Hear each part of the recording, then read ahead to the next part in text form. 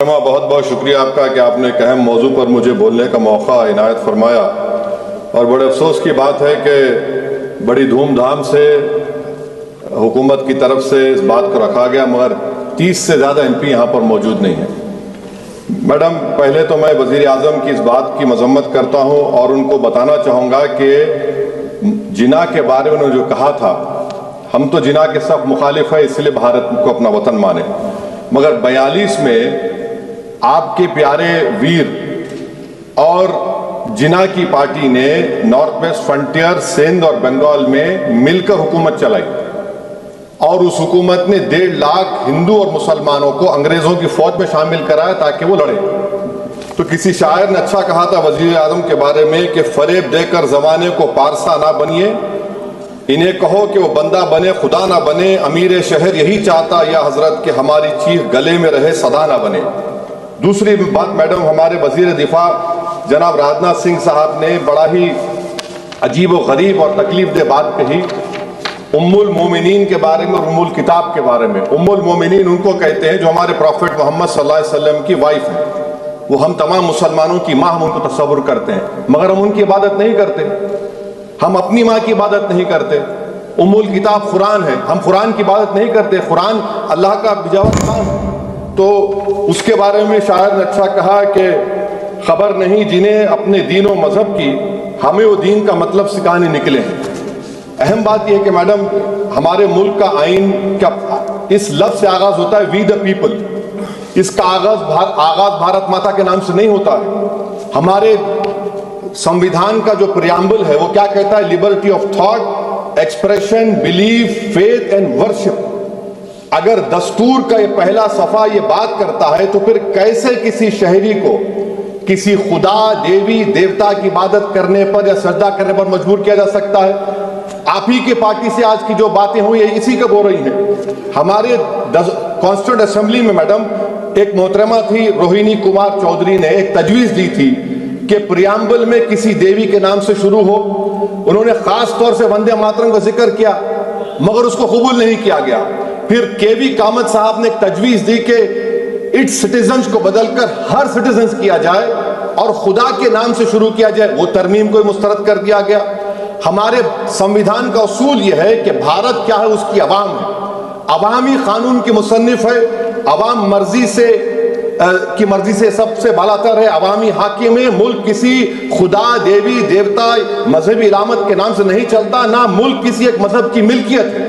इसीलिए बाबा साहब अम्बेडकर ने क्या कहा था? उन्होंने मदर इंडिया के नजरिए को मुस्तरद किया। बाबा साहब ने एक नई इस्तिलाह वजह कर दी और कहा कि भविष्य भारत, ये बाबा साहब अम्बेडकर ने कहा।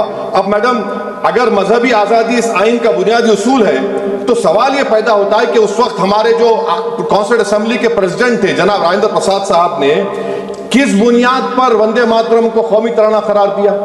ना तो कोई सेक्युलर रेजोल्यूशन है इसके बारे में।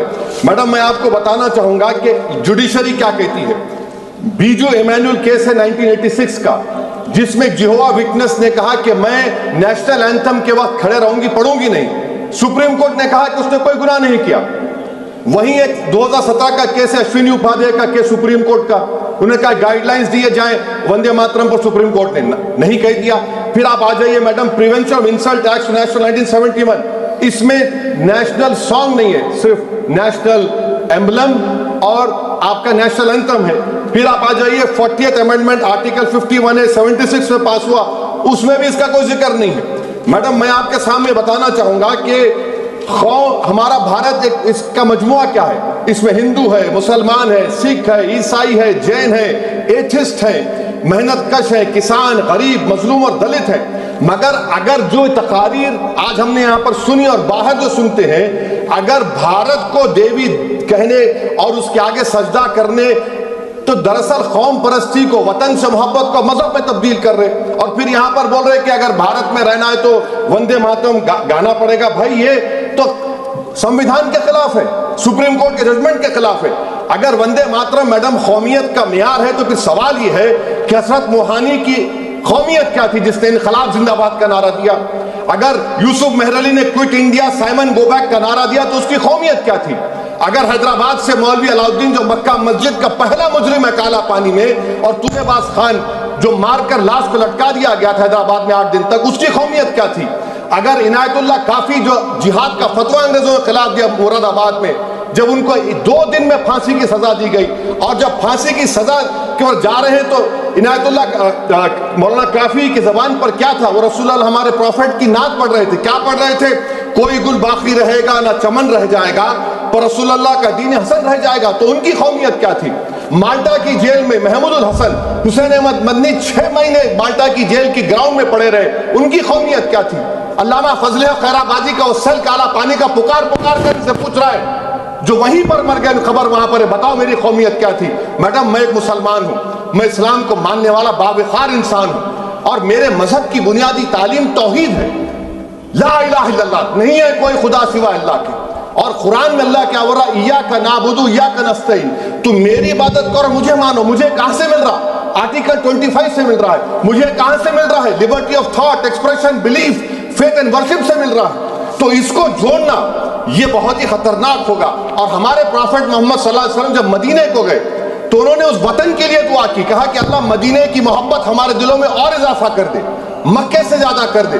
तो ये इस्लाम, मुसलमान होना, हमारे ईमान में मुल्क की मोहब्बत बीच में नहीं आती, और मुल्क से मोहब्बत है और रहेगी हमेशा, क्योंकि ये अजीम कुर्बानियां यहाँ पर शामिल है जिन्होंने जंग आज़ादी में हिस्सा नहीं लिया। आज अगर वो वतन की मोहब्बत का दर्ज देंगे तो बड़ा गलत होगा। मैडम, मैं आपके सामने एक चीज पढ़ूंगा। 1937 रविंद्रनाथ टैगोर ने लेटर लिखा सुभाष चंद्र बोस को, मैं सिर्फ किसी ने नहीं पढ़ा ये। क्या कहा टैगोर साहब ने? But parliament is a place of union for all religious groups and there the song can not be appropriate. When Bengali Musliman show sign of stubborn fanaticism, we regard it intolerable. When we too copy them and make unreasonable demands, it will be self-defeating. ये मैं इसको ले करूंगा madam, आप देख लीजिए। फिर दूसरी तरफ मैडम आप आ जाइए, मैं यहाँ पर बैठकर, हाँ, जितने तकारीर यहाँ पर हुए सब जनगण मन पर तनकीद किए, तो मैडम मुझे ये कहना पड़ेगा कि जनगण मन पर आप लोग इतनी तकलीफ क्यों उठा रहे हैं? आखिर इतनी तकलीफ क्यों है? तो मैं जब जाकर देखा तो मुझे 28 दिसंबर का ऑर्गेनाइजर मैगजीन का आर्टिकल मिला, जिसमें ऑर्गेनाइजर लिखता है कि what is the moral sanction behind government choice of Jana Gana Mana, except that it can be made an item of entertainment at the sumptuous parties thrown by government officials. आप बताइए, इसका बोलेंगे आप? और फिर उसके क्लेम कैसा करते हैं? It will mean we can not love our motherhood. Madam please, it will mean that Vande Mataram is buried alive with the word Jan Gan Mana on the tombstone, for the tomb will also be of Jan Gan Mana of the will of the people. इस पर आप क्या बोलेंगे? Madam, मैं आपको ये बताना चाह रहा हूँ कि वतन की मोहब्बत हमारे लिए बहुत अहम है, मगर ये बताइए हमको कि अभी मैडम यहाँ पर आनंद मठ के बारे में बहुत कुछ कहा गया। मैं सिर्फ 2 मिसालें आपको देता हूँ। आनंद मठ के पेज नंबर 70 और 80 को पढ़ लीजिए। इसके बाद सनातन जहां मुसलमानों के घर पाते थे, इन्हें आग लगा देते थे। आप पेज नंबर 98 पढ़िए। हमें सिर्फ इन मुसलमानों को जड़ से खत्म करना है जो खुदा के दुश्मन बन चुके हैं। फिर आप पेज नंबर 115-16 दीजिए। फिर मुख्तलिफ इलाकों में मुसलमानों को सजा देने के लिए भेजे जाते, जहां मुसलमान आबादी नजर आती जला दिया जाता। फिर आप देख लीजिए मैडम, सफे नंबर 120 पेज 120, बंकिम लिखते हैं कि सनातनियों को मालूम नहीं था कि अंग्रेज हिंदुस्तान को निजात दिलाने वाले हैं। ये आप क्यों कर रहे हैं? अब आप मैडम, मैं आपको पेपर्स दे कर दूंगा। मैडम, भारत में हमारी आज़ादी इसलिए आई और बरकरार रही कि हमने मुल्क और मजहब को एक चीज़ नहीं बनाया। हमने ऐलान किया कि हमारी मुल्क मुख्तलिफ तबकात मज़ाहिब पर मुश्तमिल है। हमारे मुश्तरका तकदीर हमारी कौमियत का सरचश्मा है। यह खास जबान, सखावत, मजहब नहीं है। अगर वंदे मातरम का मतन कौम और मजहब को एक बना देता है, अगर हम इसे टेस्ट बनाते हैं वफादारी का, तो फिर मान लीजिए कि यह गांधी, अंबेडकर, टैगोर, बोस और लाखों आज़ादी के सिपाहियों की सोच को छोड़कर गोडसे की सोच की हिंदू कौमी परस्ताना, मैं खत्म कर रहा हूं, हिंदू कौम परस्ताना को अख्तियार करेंगे। मुझे वतन से बेइंतहा मोहब्बत है मैडम, और इंशाल्लाह हमेशा रहेगी। मगर बावजूद इसके कि मेरी मस्जिद, मेरी इबादत गाह, मेरे कपड़े, मेरे कारोबार पर हमले होते, मगर मैं फिर भी कहता हूं कि वतन मेरा, हर वतन को हम छोड़कर नहीं जाएंगे। मगर हुब्बुल वतनी का क्या मुतालबा है? हुब्बुल वतनी ये कहता है कि वतन से मोहब्बत है तो जुल्म को खत्म करो, गरीबी को खत्म करो, बेरोजगारी को खत्म करो, जबर का खात्मा करो, अमन का गहवारा बनाओ, पाकिस्तान की दहशतगर्दी को खत्म करो, एक्सप्लॉयटेशन को रोको, शरारत को रोको, मुल्क के खिलाफ की जाने वाली साजिश खत्म करो। मैडम, भारत एक चमन है जहां पर हर फूल को खिलना चाहिए, और अगर कोई इस फूल के अगर पूरे फूल खिलेंगे तो उसकी खुशबू से ये वतन मुअत्तर होगा, मगर अगर इस चमन का माली ये कहेगा कि एक ही फूल खिलेगा, तो मैं जिम्मेदारी के साथ कह रहा हूं, अगर एक ही फूल खिलेगा तो वो सहरा बन जाएगा और माली माली नहीं रहेगा, वो जल्लाद कहलाएगा। तो इसीलिए मैडम हम उम्मीद करते हैं कि हुकूमत इस पर जोर जबर ना करे। मेरा राइट है, यकीनन मैं जानता हूं कि आजादी के लड़ाई में वंदे मातरम का नारा था, मगर अगर आप इसको जबर करेंगे तो ये संविधान के खिलाफ है। वफादारी का सर्टिफिकेट हमसे मत लीजिए मैडम, खत्म कर रहा हूं, वफादारी का सर्टिफिकेट हमसे मत लीजिए। आपके बुजुर्गों के कोई एक किताब में लिख के क्या लिखा बता दीजिए, कहां पर क्या लिखा हुआ है। तो मैं मैडम मैं इस शेर पर अपनी बात को खत्म कर रहा हूं मैडम, मैं इस शेर पर अपनी बात को खत्म कर रहा हूं मैडम, मैं अपनी बात को खत्म कर देता हूं मैडम, क्योंकि आप बहुत जल्दी में हैं।